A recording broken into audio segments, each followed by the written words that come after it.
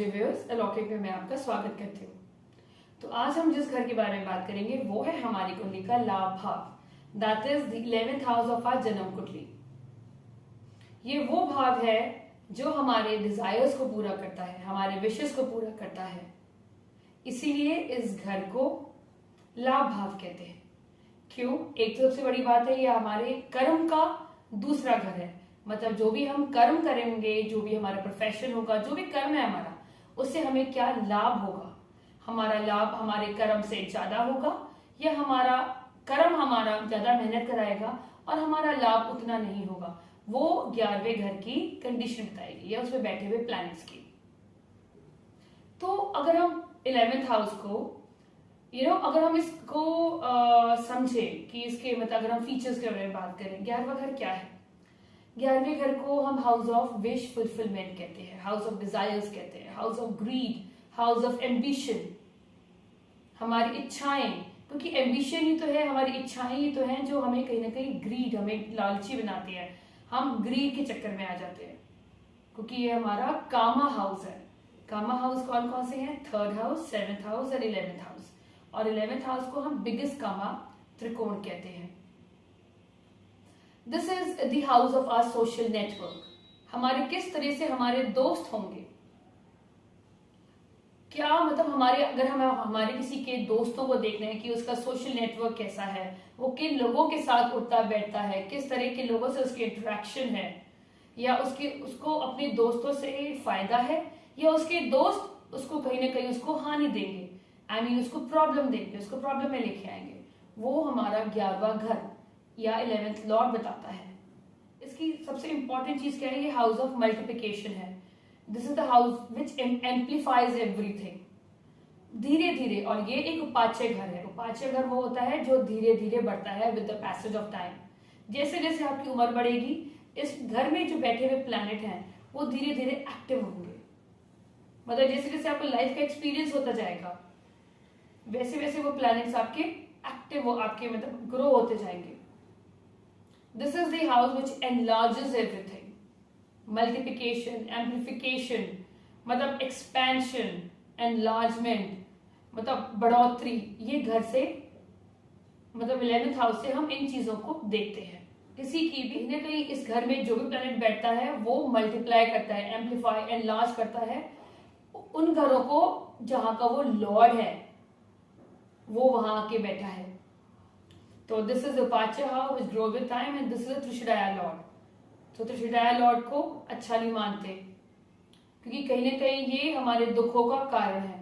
अच्छा, अब हम ये भी देखते हैं एक्चुअली 11th हाउस को अगर हम वैदिक एस्ट्रोलॉजी के हिसाब से देखते हैं तो इसको एक बहुत ही डेंजरस हाउस कहते हैं, एक खतरनाक घर। अभी तक तो सुना था 8वां घर खतरनाक है, अब 11वां घर उसको देख के हम बहुत खुश होते थे, अब वो भी खतरनाक है। एक्चुअली होता क्या है, इस घर का जो मेन जो फीचर है, जो कैरेक्टरिस्टिक है, वो है मल्टीप्लाई करना। अगर यहाँ आपके वो वाले घरों के लॉर्ड्स बैठे हैं जो त्रिक भाव है, जैसे 6th, 8th एंड 12th, तो वो कहीं ना कहीं अपना जो उनका जो कैरेक्टरिस्टिक है, जो लॉर्डशिप लेके बैठे हैं। जैसे छठा भाव है, छठा भाव अगर आप इसको नेगेटिव में देखते हैं तो ये आपके किसका है? रोग का, डिजीज का, आपके कोर्ट केसेस का है, आपकी शत्रुओं का है। तो इट मीन्स कहीं ना कहीं आपके वो चीज, हम पॉजिटिव के बारे में, अभी नेगेटिव के बारे में बात कर रहे हैं, तो वो कहीं ना कहीं वो एक्सपैंड हो गई, एनलार्ज हो गई, मल्टीप्लाई हो गई। तो कहीं ना कहीं आपके शत्रु बढ़ जाएंगे, कहीं ना कहीं आपके रोग, ऐसा रोग हो जाएगा जो बहुत ही मतलब डेंजरस और मे बी बहुत ही क्रॉनिक होगा। अगर हम 8वें घर के बारे में बात करते हैं तो 8वां घर इज अबाउट पीड़ा, 8वां घर इज अबाउट ऑब्स्टिकल्स। अब हम 12वें घर के बारे में बात करते हैं तो 12वें घर की नेगेटिव एट्रीब्यूट्स क्या है? 12th हाउस इज एक्सपेंडिचर, तो आपके एक्सपेंडिचर बढ़ा देगा, आपके लॉसेस बढ़ा देगा अगर वहां पर आप उस 12th लॉर्ड बैठा है 11th हाउस में। बेसिकली है क्या? देखिए, अगर जो भी प्लैनेट आपका 11वें घर में बैठा है वो कहीं ना कहीं आपकी कुंडली में किसी भी घर का वो लॉर्ड होगा। अगर हम बात करते हैं, सपोज आपका फर्स्ट लॉर्ड बैठा है 11th हाउस में, तो फर्स्ट लॉर्ड क्या है? इट्स ऑल अबाउट यू, आपका लगन। तो इट मीन्स आप उपाच्य हाउस से बैठ गए। That grows with time. Initially क्या होगा, बचपन में या when you were growing, people were not knowing you that much, but धीरे धीरे with the passage of time, as the time passes by, कहीं ना कहीं आपकी ख्याति बढ़ेगी और कहीं ना कहीं आप एक एम्बिशियस इंसान होंगे। आपके जो डिजायर्स होंगे वो काफी सारे होंगे। Like you wanted to achieve that, or maybe you desire for this कि मुझे ये मिल जाए, वो मिल जाए। वो तो हमारी प्रवृत्ति है, इंसान की प्रवृत्ति है। और जब आपका लगन लॉर्ड बैठेगा तो द आयरनी इज दैट कि आप कहीं ना कहीं उस प्लैनेट के अकॉर्डिंग ही हो जाओगे। तो एक्चुअली आपका जो जन्म है वो इसीलिए हुआ है कि आपको अपने डिजायर्स के बारे में सोचना है। और अगर वहां प्लैनेट आपका बैठा हुआ लगन लॉर्ड आपका बहुत स्ट्रॉन्ग कंडीशन में है, तो आपकी मैक्सिमम डिजायर्स आपकी लाइफ की, कहते हैं ना, आप सोचोगे और वो होके रहेगा। It has that kind of effect in your life. तो कहीं ना कहीं जैसे ही लगन लॉर्ड जब 11th में बैठता है, एम्बिशन तो बनाएगा, बट कहीं ना कहीं वो आपकी लगन को स्ट्रॉन्ग करेगा, आपकी बॉडी को स्ट्रॉन्ग करेगा। कि कोई भी अगर आपकी लाइफ में कितने भी ऑब्स्टिकल्स हो, कितने भी प्रॉब्लम्स हो, कितनी भी नेगेटिविटीज हो, आप कहीं ना कहीं वो उन सबको तोड़ के, आप कहते हैं ना, उन सबको जस्ट कहोगे कि बस इट्स ओके, वो आपको इतना इफेक्ट ही नहीं कर पाएंगे, क्योंकि आपका लगन स्ट्रॉन्ग है। जब लगन लॉर्ड फर्स्ट हाउस में होता है, 11th हाउस में होता है, 10th हाउस में होता है, इट बिकम्स एक्सेसिवली स्ट्रॉन्ग। और जब लगन स्ट्रॉन्ग है, आप स्ट्रॉन्ग हैं, तो लाइफ में ऑब्स्टिकल्स कितने भी आए, तो मैं तो इसको पॉजिटिव मानती हूँ। अपार्ट फ्रॉम दैट कि आपको एम्बिशियस बनाता है। भाई अगर आप जिंदगी में, आपको जन्म मिला है, आपको जन्म ही इसलिए मिला है कि आप अपनी इच्छाओं को पूरा करें। आप जो चाहते हैं, डिजायर्स करते हैं, वो पूरे हों। और धीरे धीरे आपका फेम बढ़ेगा, धीरे धीरे लोग आपको जानेंगे, आपका सोशल नेटवर्क बढ़ेगा, आप सोशली बहुत ज्यादा स्ट्रांग होंगे। और इस सबके बारे में why I am like so well aware, because मेरा भी लगन लॉर्ड 11th हाउस में है। तो it's like some people are really getting affected कि यस आई एम एम्बिशियस, तो व्हाट्स बैड अबाउट इट? इसमें कोई गलत भी नहीं है, because I cannot change it. That is there in my destiny. But yes, I can work on what desires I have in my life. क्योंकि मेरे desires is toward humanity, towards working for the people, for the betterment of society.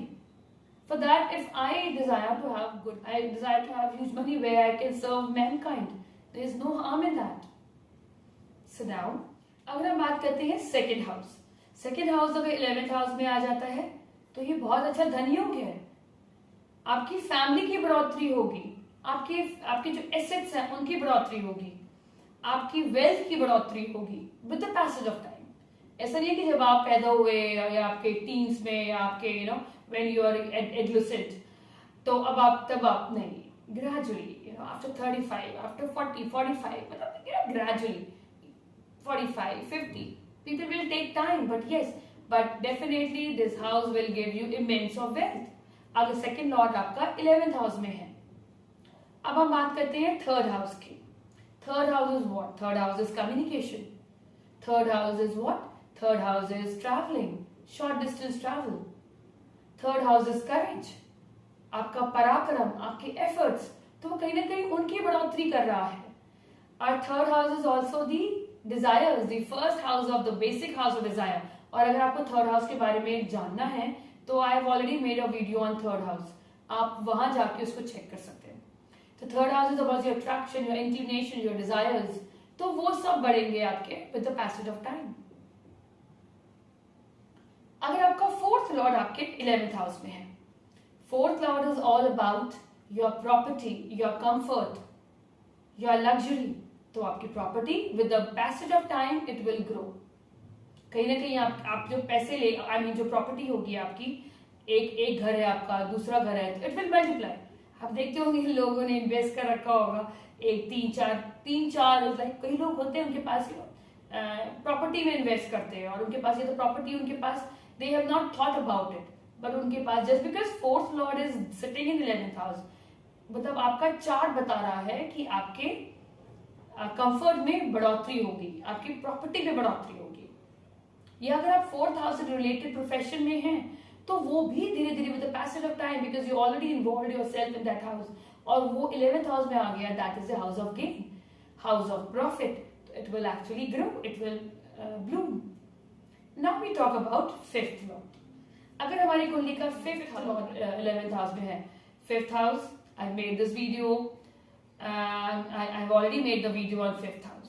आप जाके एक बार देख सकते हैं, what are the qualities, what is 5th house about. 5th house is all about your wisdom, your education, आपकी बुद्धि, आपकी बुद्धिमत्ता, आपका विजडम, वो धीरे धीरे with the passage of time it will grow. 5th house is all about your children, आपके बच्चे, आप अपने बच्चों को ग्रो होते हुए देखेंगे. That is a beautiful thing.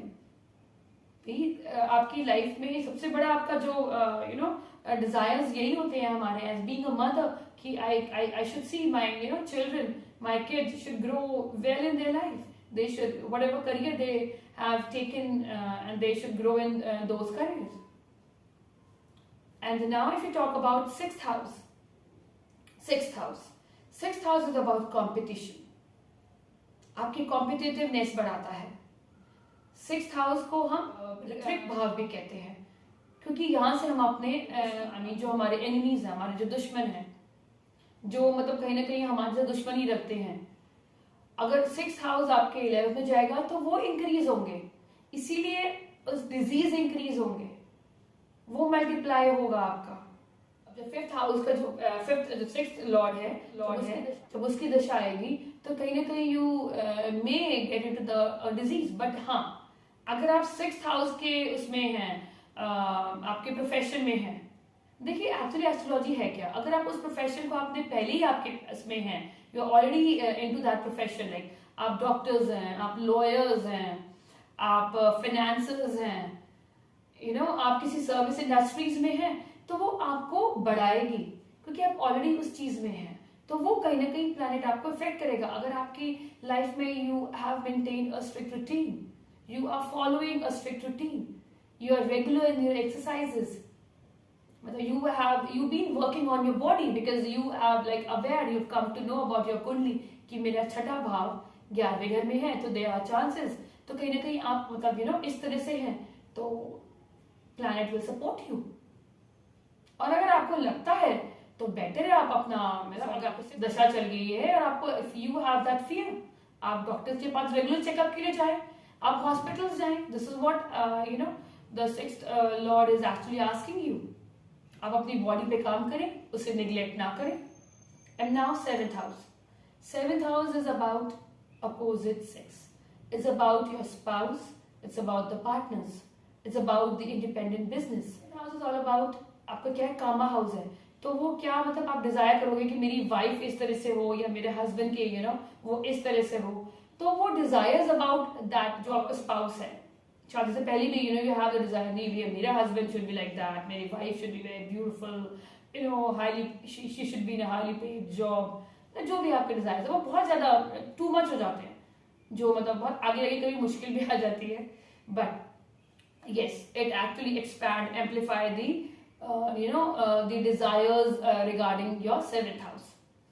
8th house, अगर हम 8th लॉर्ड आपका 11th में है, हमें 8th Lord is all about suddenness. मैंने इसका भी वीडियो बनाया हुआ है, आप प्लीज उसको देखें. It will actually help you to learn about 8th house. और तो 8वां घर, हमें ये नहीं भूलना कि 8वां घर इज अबाउट हिडन एक्टिविटीज, 8वां घर इज अबाउट अनएक्सपेक्टेड गेन, 8वां घर is about inheritance, it's about technology, it's about manufacturing.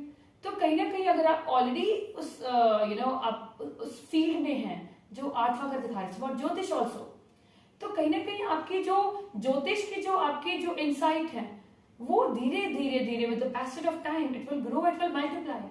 अगर आप उसी प्रोफेशन में हैं और आपकी प्लेसमेंट 11th, आपका जो 8th लॉर्ड 11th हाउस में है, फिर कहीं ना कहीं आपकी ज्योतिष के जो इंसाइट है वो बढ़ेंगे with the passage of time. हो सकता है इनिशियली आपको इतनी समझ ना आती हो, बट धीरे धीरे धीरे आपका ज्योतिष का जो अपार जो आपका जो आपकी जो विजडम है ज्योतिष को लेकर, या आपकी जो प्रैक्टिस है, या जो भी मतलब आपका जो पैशन है वो धीरे धीरे आपका बढ़ेगा. आपकी जो इनहेरिटेंस है आपके, हो सकता है आपके पास आपको एक या दो तीन जगह से आपके इनहेरिटेंस मिल जाए, अगर वो बहुत स्ट्रांगली बैठे। हाँ, देयर इज अ पॉसिबिलिटी कि वो आपकी पीड़ा को बढ़ाएगा, आपको कहीं ना कहीं ऑब्स्टिकल्स देगा, बट उसका काम एक ही काम तो है नहीं ना सिर्फ प्लैनेट का कि सिर्फ पीड़ा देना। अगर आप उस प्लैनेट के कारक तत्वों को या उस प्लैनेट को समझ के आप उसी फील्ड में हो, वही कर रहे हो जो प्लैनेट आपसे कह रहा है, तो there are chances it will support you. Now will talk about ninth lord. अगर नाइन्थ लॉर्ड आपका 11th हाउस में होता है, which is one of those best placement, क्योंकि भाग्य आपका with the passage of time, with the house of the time flies, आपका भाग्य बढ़ेगा। लॉर्ड अगर 11th हाउस में है तो 10th house is all about your profession, is about your status.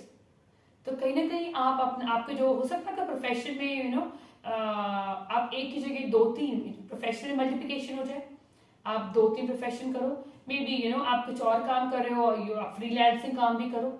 You have seen people are doing 2-3 kind of businesses, or एक profession के बाद एक कहीं जॉब भी कर रहे हैं, and they have some businesses also, they're running some businesses also।